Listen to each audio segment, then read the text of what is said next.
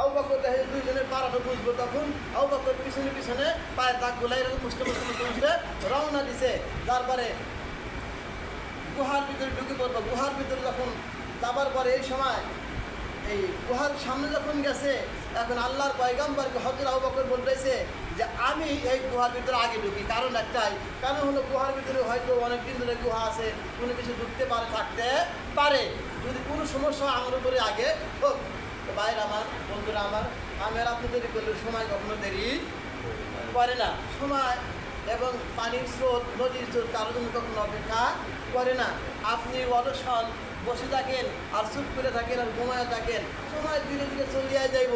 আপনার সাদা, আপনার কুচকুচে কালো হলে একটু সাদা হইয়াই যাইবে, কিন্তু আমি আর আপনি সেদিন হয়তো পাবো না। এই জন্যে ওই বছর সময় গেলে সাধন হবে না।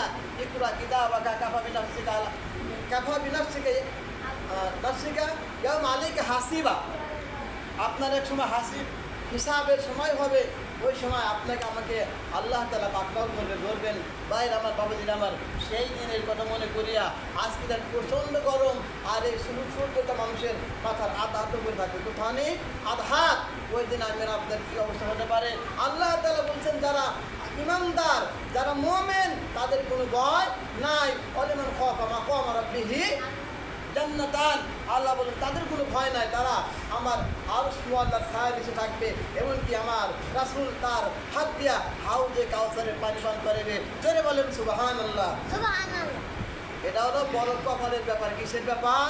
কপালের ব্যাপার। মুমিন বান্দা যারা, তারাই পাবে। ভাইরা আমার, আল্লাহ তাআলা যেন আমাদেরকে পরিপূর্ণরূপে দুনিয়ার শান্তি, আখিরাতের মুক্তি অর্জন করে দুনিয়া থেকে বিদায় দেন। সকলে বলে আল্লাহুম্মা আমিন। আসসালামু আলাইকুম ওয়া রাহমাতুল্লাহ। যারা কাবলা